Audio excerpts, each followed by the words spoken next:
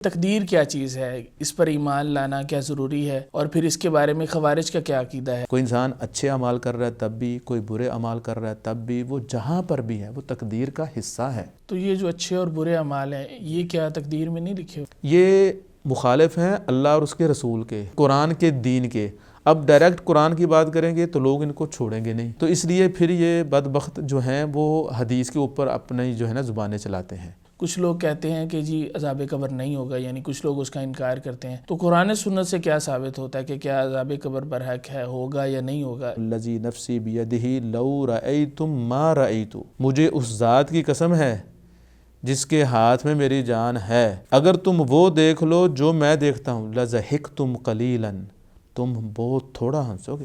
دجال اس کی کیا حقیقت ہے، قرآن و سنت سے کیا رہنمائی ملتی ہے؟ حسب ضرورت دعا بدلتے رہے، یہ لوگ خود نہیں بدلے، خدا بدلتے رہے۔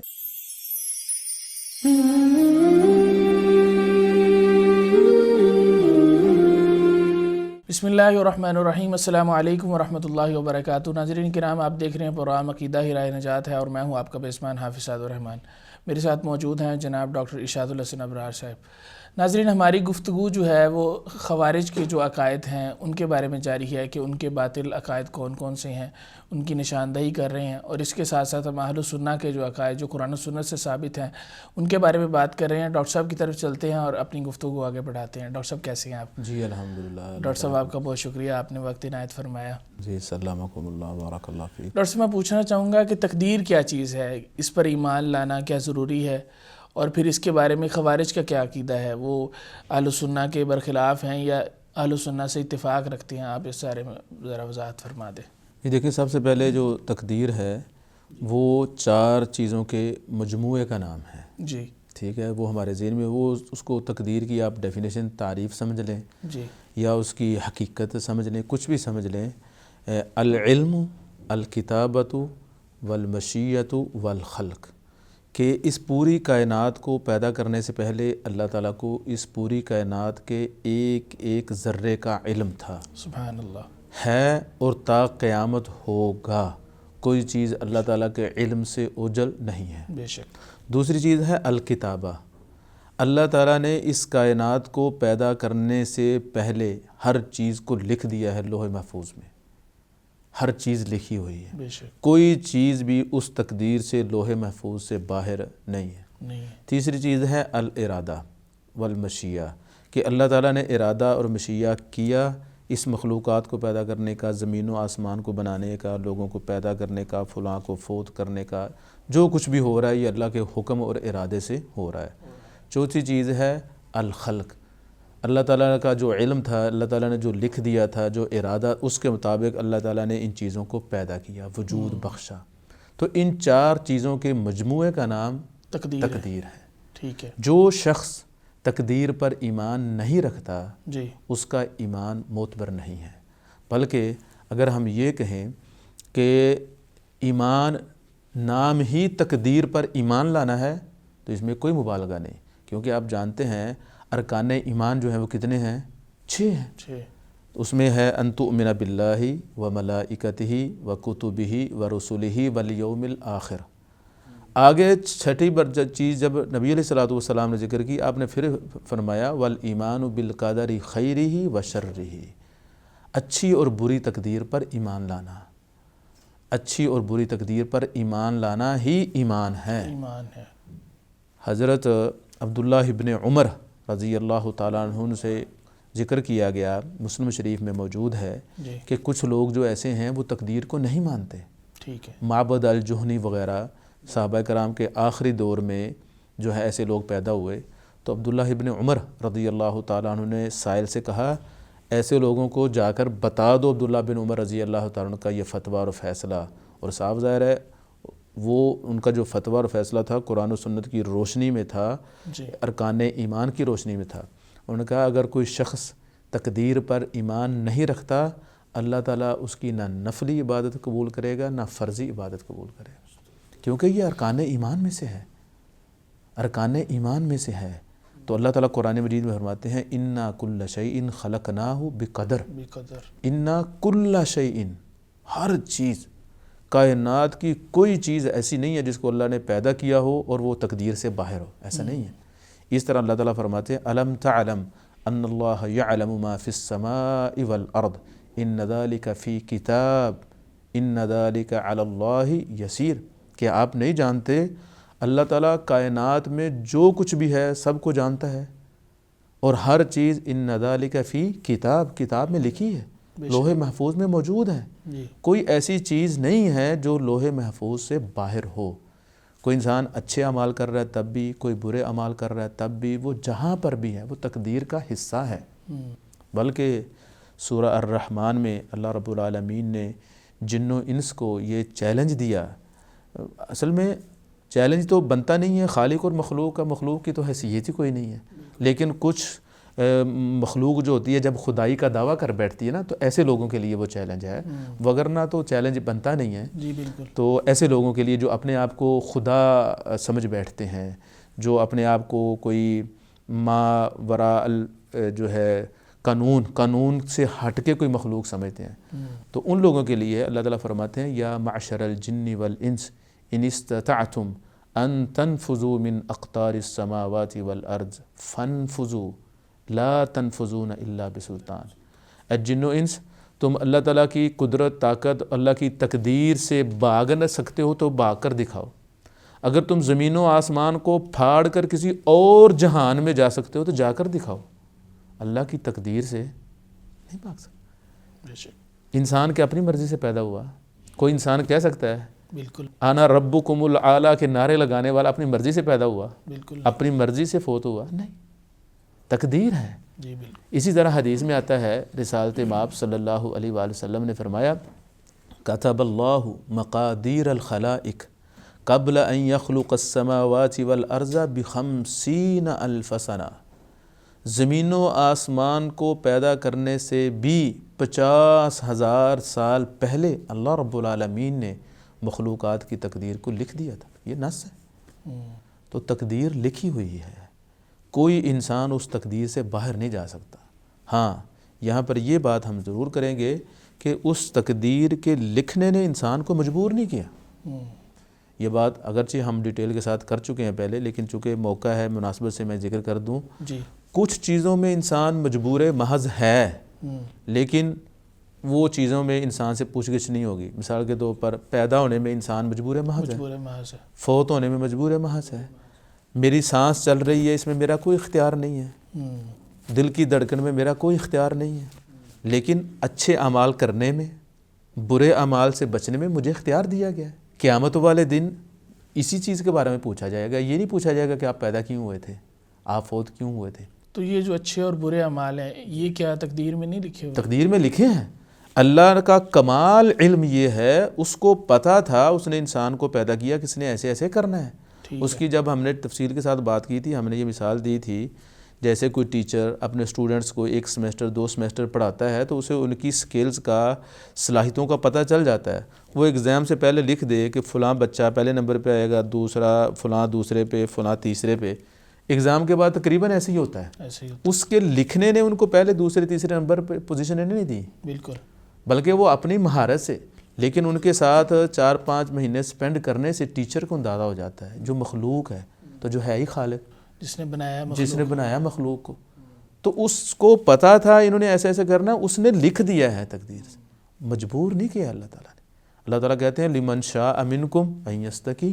جیسے یہ آپ نے وہ مثال بھی میرے خیال میں ذکر کی تھی کہ یہ جو نجومی وغیرہ بیٹھتے ہیں وہ ہاتھ دیکھ کے بتاتے ہیں کچھ چیزیں، جی جی، تو وہ دعویٰ کر سکتے ہیں، تو اللہ تبارک و تعالیٰ تو جو ہے وہ جی جی جی، وہ تو ہوتے ہی جھوٹے ہیں، خائن ہوتے ہیں، تو اللہ تعالیٰ تو خالق و مالک ہے۔ جی، تو البتہ جو آپ کا آخری جو سوال تھا اصل کہ خوارج کا اس بارے میں نظریہ کیا ہے تقدیر کے بارے میں، تو یہاں پر خوارج کے 2 گروہ ہو جاتے ہیں۔ امام ابو الحسن الاشعری رحمہ اللہ نے بھی ذکر کیا، دیگر اہل علم نے بھی۔ اچھا، ان کا آپس میں اختلاف ہو جاتا ہے؟ ہاں جی، آپس میں اختلاف ہے۔ کچھ خوارج ایسے ہیں جو تقدیر کو مانتے ہیں، لیکن وہ بہت تھوڑے ہیں، لیکن زیادہ تر خوارج جو ہیں وہ قدریہ ہیں۔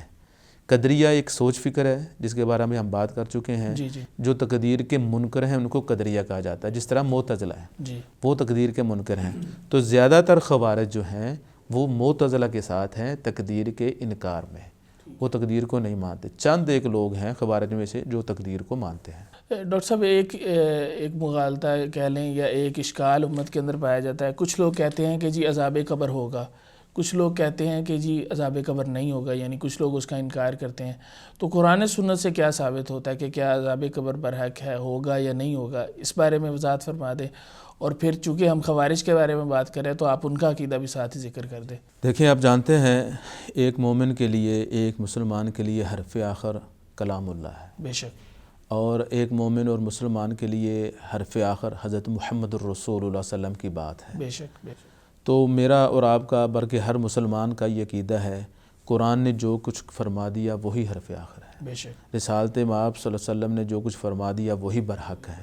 تو ہم قرآن سے دیکھتے ہیں، ہم حدیث مصطفیٰ صلی اللہ علیہ وسلم سے دیکھتے ہیں وہ اس بارے میں کیا کہتے ہیں. تو قرآن مجید میں سورہ غافر میں غالباً آیت نمبر 46 ہے، اس میں اللہ رب العالمین فرماتے ہیں النار یعرضون علیہا غدوا وعشیا ویوم تقوم الساعہ ادخلوا آل فرعون اشد العذاب. یہاں پر اللہ تعالیٰ نے فرعون اور اس کے لاؤ لشکر کی بات کرتے ہوئے فرمایا کہ جب ان کو سمندر میں غرق کر دیا گیا فلاں وغیرہ، تو اب وہ مر گئے ہیں، اب وہ قبر میں ہیں. ٹھیک ہے، ہر انسان کی قبر دوسرے سے مختلف ہے. ہر انسان کو قبر ضرور ملتی ہے، جس طرح اللہ تعالیٰ قرآن مجید میں فرماتے ہیں ثم اماتہ فاقبرہ. یہ اللہ تعالیٰ کی رحمت ہے، اس نے انسان کو قبر دی. اس نے انسان کو حیوانات کی طرح نہیں چھوڑا، مرنے کے بعد بھی گدیں دیگر جانور جو ہے وہ اس کا گوشت نوچتے رہتے ہیں. اللہ تعالیٰ نے خوبصورتی ہے انسان کو جیتے جی بھی عزت و احترام دیا اور اس کے مرنے کے بعد بھی کہ اس کی ڈیڈ باڈی کی بھی کوئی بے حرمتی نہ کرے. تو اللہ تعالیٰ کہتے ہیں ہم نے انسان پر احسان کیا، ہم نے اس کو قبر دی. ہاں یہ الگ بات ہے کسی کو قبر زمین میں ملتی ہے، کسی کو سمندر میں ملتی ہے، کسی کو کوئی درندہ کھا جاتا ہے، یہ الگ مسئلہ ہے. اب اللہ تعالیٰ کہتے ہیں النار یعرضون علیہا غدوا وعشیا. وہ فرعون اور اس کے حواری دن رات ان کو عذاب قبر ہوتا ہے. اللہ تعالیٰ نے کیا لفظ بولا ہے؟ غدوا وعشیا، صبح اور شام. کیا مطلب ہوتا ہے؟ یہ محاورتاً ہے، دن رات یہ کام کرنا ہے. مطلب کیا ہے؟ 24 گھنٹے. تو دن رات ان کو آگ کا عذاب دیا جا رہا ہے. یہ کون کہہ رہا ہے؟ اللہ تعالیٰ کا کلام. اس طرح اللہ تعالیٰ فرماتے ہیں سنعذبہم مرتین ثم یردون الی عذاب عظیم. ہم انہیں قبر میں دوہرا عذاب دیں گے یا 2 مرتبہ عذاب دیں گے، ایک مرتبہ جان نکالتے وقت اور ایک مرتبہ قبر میں. پھر ثم یردون الی عذاب عظیم، پھر ان کو بڑے عذاب کی طرف. بڑا عذاب کون سا ہے؟ قیامت کا، جہنم کا. تو قرآن بھی کہتا ہے کہ عذاب قبر برحق ہے. اس طرح اگر ہم حدیث کا جو ہے مطالعہ کریں تو حضرت عبداللہ بن عباس رضی اللہ تعالیٰ عنہ فرماتے ہیں رسالت مآب صلی اللہ علیہ وآلہ وسلم کچھ قبروں کے پاس سے گزرے تو ان میں سے 2 قبروں والوں کو عذاب ہو رہا تھا. کچھ قبریں تھیں ان کے پاس سے گزرے، ان میں سے 2 قبروں والوں کو عذاب ہو رہا تھا. تو رسالت مآب صلی اللہ علیہ وآلہ وسلم نے فرمایا علیہ باللہ، اللہ تعالیٰ ہم سب کو محفوظ رکھے. آپ علیہ السلام نے فرمایا انہما لیعذبان، ان 2 قبر والوں کو عذاب ہو رہا ہے. وما یعذبان فی کبیر، دنیا کے اعتبار سے کوئی بہت بڑی ان کی جو ہے نا وہ کوئی تاہی یا غلطی نہیں تھی جس کی وجہ سے عذاب ہو رہا ہے. اب یہاں پر ایک چھوٹی سی بات میں ایڈ کرنا چاہوں گا. میں نے ڈھونڈا، کوشش کی کہ وہ 2 قبروں والے کون سے تھے. دیکھیں یہ ہے اسلام کا حسن، ان کا نام نہیں ملا. کوئی بھی تھے. یہ عام احادیث آپ دیکھیں کوئی کمی بیشی کا ذکر ہوگا تو اس وقت صحابہ کرام نام نہیں لیتے تھے کہ فلاں کا یہ معاملہ تھا. یہ ہے اسلام کا حسن، یہ ہے خوبصورتی کہ اگر کسی کی کمی کوتاہی آ جائے اس پر پردہ ڈالیں.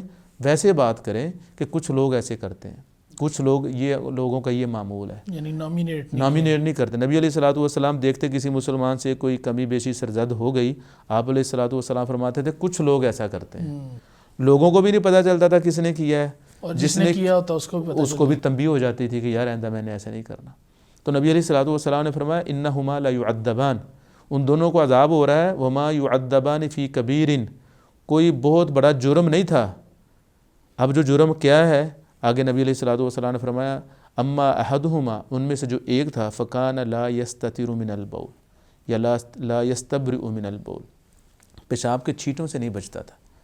صفائی ستھرائی طہارت کا اہتمام نہیں کرتا تھا۔ اب لوگ اس کو معمولی سمجھتے ہیں، ایسے ہی ہے۔ بلکہ اگر آپ کسی سے کہیں نا نماز پڑھ لو تو وہ بہانہ بناتا ہے جی میرے کپڑے صاف نہیں ہیں۔ تو بھائی کپڑے صاف نہیں، نعوذ باللہ، ایک مسلمان کو تو صاف کپڑے رکھنے چاہیے، صاف رکھنے چاہیے کپڑے۔ تم کیسے ایسے کپڑوں کے ساتھ چل پھر رہے ہو؟ دوسرا آدمی نبی علیہ الصلوۃ والسلام نے فرمایا وَأَمَّا الْآخَرُ فَكَانَ يَمْشِي بِالنَّمِيمَةِ، وہ غیبت کرتا تھا، چغل خور تھا۔ یہ بہت بڑا جرم ہے۔ تو اس حدیث میں جو نبی علیہ الصلوۃ والسلام نے فرمایا نا وَمَا يُعَذَّبَانِ فِي كَبِيرٍ، بظاہر بہت بڑا گناہ نہیں ہے، یعنی کہ لوگ اس کو بڑا نہیں سمجھتے، وگرنہ حقیقت میں بڑا ہے۔ اس سے بڑا گناہ کیا ہوگا جس کی وجہ سے قبر میں عذاب ہو رہا ہے؟ اس سے بڑا کوئی گناہ ہو سکتا ہے؟ مطلب کیا ہے، لوگ اس کو بڑا نہیں سمجھتے، لوگوں کی نظروں میں یہ گناہ بڑا نہیں، وگرنہ در حقیقت یہ بہت بڑا گناہ ہے۔ آخری ہم بات کرتے ہیں اس سلسلے میں، نبی علیہ الصلوۃ والسلام، رسالت مآب صلی اللہ علیہ وسلم کا یہ فرمان ہے، آپ کا یہ حکم ہے، اذا فرغ احدکم من التشہد الاخیر، تم جب نماز میں ہو آخری تشہد پڑھ لو، اس وقت آپ علیہ الصلوۃ والسلام نے فرمایا فلیتعوذ باللہ من اربع، تو پھر تم میں سے چاہیے ہر انسان کو وہ اللہ تعالیٰ سے 4 چیزوں کی پناہ مانگے۔ ٹھیک ہے۔ تو کیا کہے؟ اللہم انی اعوذ بک من عذاب جہنم ومن عذاب القبر ومن فتنۃ المحیا والممات۔ اور نبی علیہ الصلوۃ والسلام خود بھی دعا کرتے تھے اللہم انی اعوذ بک من عذاب القبر۔ تو عذاب قبر برحق ہے، قرآن میں ذکر ہے، حدیث میں ذکر ہے، نبی علیہ الصلوۃ والسلام نے عملاً بھی بتایا کہ ان قبر والوں کو عذاب ہو رہا ہے۔ اب کچھ حدیث کو نہ ماننے والے، اللہ تعالیٰ ان کے حال پر رحم فرمائے، ہم ان کے لیے کلمہ خیر کہتے ہیں، دعا کرتے ہیں اللہ ان کو ہدایت دے۔ آمین۔ وہ کہتے ہیں جی قرآن میں ذکر نہیں، حالانکہ قرآن کی بھی آیات ہم نے پڑھی، قرآن میں بھی ذکر ہے اور حدیث میں بھی ذکر ہے، اور عذاب قبر برحق ہے۔ اس کی کیفیت کیا ہے یہ اللہ تعالیٰ جانتا ہے۔ اب جو خوارج کا آپ نے پوچھا، خوارج کا اس کے بارے میں نظریہ اللہ المستعان وہی ہے ہمیشہ کی طرح، یہ قرآن و سنت کے مخالف چلنے والے لوگ ہیں، یہ انکار کرتے ہیں۔ کیوں کرتے ہیں؟ وہ کہتے ہیں جی اس کا ذکر نا سنت میں ہے، حدیث میں ہے، تو قرآن میں ہوتا ہم مان لیتے، تو سنت کو وہ امپورٹنس نہیں دیتے، جس طرح کچھ منکرین حدیث ہیں۔ بھائی آپ کو کیسے پتہ چلا یہ قرآن مجید ہے؟ حدیث نہیں بول کر بتایا نا کہ یہ قرآن ہے، حدیث نے تشریح کی، حدیث نے تشریح کی ہے، بلکہ ہم نے قرآن کو قرآن بعد میں مانا، پہلے حدیث کو حدیث مانا، پھر حدیث کو مانتے ہوئے ہم نے قرآن کو قرآن مانا۔ بالکل۔ نبی علیہ الصلوۃ والسلام نے ہمیں بتایا نا کہ یہ قرآن ہے، بے شک تو نبی علیہ الصلوۃ والسلام کی بات کیا ہے؟ حدیث ہے۔ حدیث ہے۔ تو اس لیے یہ لوگ اصل میں پتہ کیا ہے، یہ مخالف ہیں اللہ اور اس کے رسول کے، قرآن کے دین کے۔ اب ڈائریکٹ قرآن کی بات کریں گے تو لوگ ان کو چھوڑیں گے نہیں، ایسے ہی ہے۔ تو اس لیے پھر یہ بدبخت جو ہیں وہ حدیث کے اوپر اپنی جو ہے نا زبانیں چلاتے ہیں۔ تو یہ چاہتے ہیں قرآن کا انکار کرنا ہے، اللہ کا انکار کرنا ہے، جنت اور جہنم اور قیامت کا انکار کرنا چاہتے ہیں، لیکن اتنی جسارت نہیں ہوتی۔ پھر کہتے ہیں جی ہم حدیث کو نہیں مانتے، فلاں نہیں کرتے، یہ نہیں کرتے۔ تو نعوذ باللہ پھر نماز کا طریقہ، حج کا طریقہ، دوسری تیسری چیزیں، عقیقہ، نسیکہ وغیرہ ساری چیزیں تو حدیث میں ہیں، قرآن میں تو نہیں ہیں۔ بہرحال اللہ تعالیٰ ان کے حال پر رحم فرمائے، ان کو راہ راست کی طرف لے کر آئے۔ آمین آمین۔ بہت شکریہ ڈاکٹر صاحب۔ میں پوچھنا چاہوں گا کہ جنت اور جہنم جو ہے جی، اس کو پیدا کر دیا گیا ہے یا قرب قیامت یا قیامت کے وقت اللہ تبارک و تعالیٰ اس کو پیدا کریں گے؟ اس کے بارے میں قرآن و سنت سے ہمیں کیا جو ہے وہ رہنمائی ملتی ہے؟ جی بڑا یہ بھی بڑا اہم کوشچن ہے۔ دیکھیں جنت اور جہنم کو اللہ تعالیٰ نے پیدا کر دیا ہوا ہے، ٹھیک ہے۔ 20 دلائل ہیں اس کے بھی قرآن و سنت میں موجود ہیں۔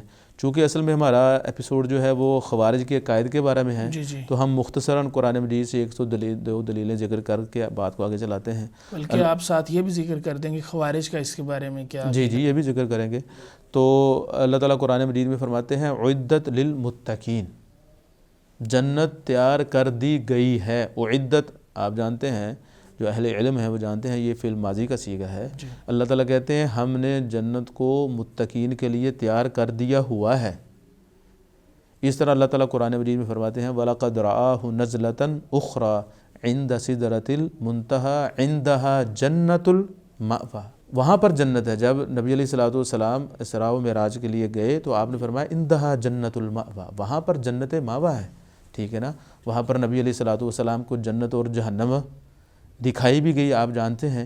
اسی طرح اللہ تعالیٰ قرآن مجید میں جہنم کے بارے میں فرماتے ہیں اعدت للکافرین، کافروں کے لیے جہنم کو تیار کر دیا گیا ہے، جس طرح متقین کے لیے جنت کو تیار کیا گیا ہے ایسے کافروں کے لیے جہنم کو تیار کیا گیا۔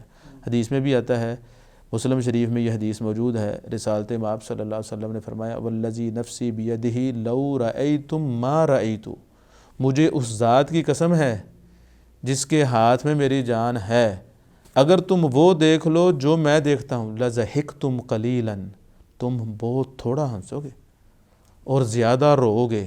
تو صحابہ کرام نے جب یہ بات سنی تو ان کے پاؤں کے نیچے سے زمین نکل گئی۔ قالوا وما رأیت یا رسول اللہ صلی اللہ علیہ وسلم، اللہ کے رسول صلی اللہ علیہ وسلم بتائیے آپ نے کیا دیکھا ہے؟ آپ علیہ الصلوۃ والسلام نے فرمایا رأیت الجنت والنار، میں نے جنت اور جہنم کو دیکھا ہے۔ اللہ، وہ ان کا وجود ہے تو دیکھا نا، بے شک، ٹھیک ہے نا، تو جنت اور جہنم دونوں موجود ہیں۔ جبکہ خوارج جو ہیں وہ کہتے ہیں نہیں، وہی بات کہ قرآن پڑھتے ہیں لیکن مانتے نہیں۔ وہ مجھے ایک بڑی یونیک سی چیز یاد آئی، حسب ضرورت دعا بدلتے رہے، حسب ضرورت دعا بدلتے رہے، یہ لوگ خود نہیں بدلے خدا بدلتے رہے، نعوذ باللہ، نعوذ باللہ، یہ قرآن کو بدل دیتے ہیں۔ نبی علیہ الصلوۃ والسلام نے فرمایا تھا کہ یہ قرآن پڑھیں گے ان کے حلق سے نیچے نہیں اترے گا۔ قرآن کہتا ہے تیار کر دی گئی ہے جنت بھی اور جہنم بھی۔ رسالت مآب صلی اللہ علیہ وآلہ وسلم نے کئی احادیث میں فرمایا کہ میں نے جنت اور جہنم کو دیکھا ہے، لیکن نہیں مانتے۔ صحیح، یہ چاہتے یہ ہیں، یا کچھ اس طرح کے لوگ منحرف عقائد ہیں نا، ان عقائد سے ہی پتہ چلتا ہے کہ یہ خیالی چیزیں ہیں، جنت اور جہنم کا وجود کوئی نہیں ہے۔ جس طرح کچھ لوگ تھے لبرل یا نام نہاد مفکر اسلام، وہ کہتے تھے جنت اور جہنم یا فرشتے یا اس طرح کی چیزیں کوئی نہیں ہیں، بس یہ کچھ غیبی طاقتیں ہیں، ڈرانے کے لیے ذکر کی گئی ہیں، صحیح، وگرنہ ان کے حقائق نہیں ہیں۔ ایسا نہیں ہے، جنت اور جہنم کا حقیقت میں وجود ہے۔ نعوذ باللہ، ہم کیسے مان لیں ان لوگوں کی بات؟ قرآن کہتا ہے تو ہے، رسالت مآب صلی اللہ علیہ وسلم نے دیکھا ہے جنت اور جہنم کو، اس سے بڑی حقیقت ہمارے لیے اور کیا ہو سکتی ہے؟ اس طرح ڈاکٹر صاحب دجال جو ہے، دجال اس کی کیا حقیقت ہے؟ قرآن و سنت سے کیا رہنمائی ملتی ہے؟ اور اسی طرح خوارج کا اس کے بارے میں کیا عقیدہ ہے؟ دجال کا ذکر بھی حدیث میں موجود ہے، نصاً تو قرآن مجید میں نہیں ہے، بعض اہل علم نے کہا ہے کہ فلاں آیت سے مراد دجال کا ہے، قرآن مجید میں ضمناً اس کا ذکر ہے، نصاً ذکر نہیں ہے۔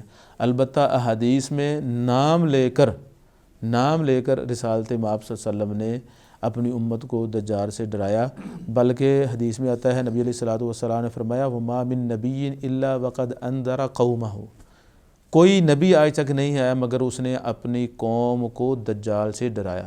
یعنی ہر نبی نے ہر نبی نے اپنی قوم کو دجال سے ڈرایا۔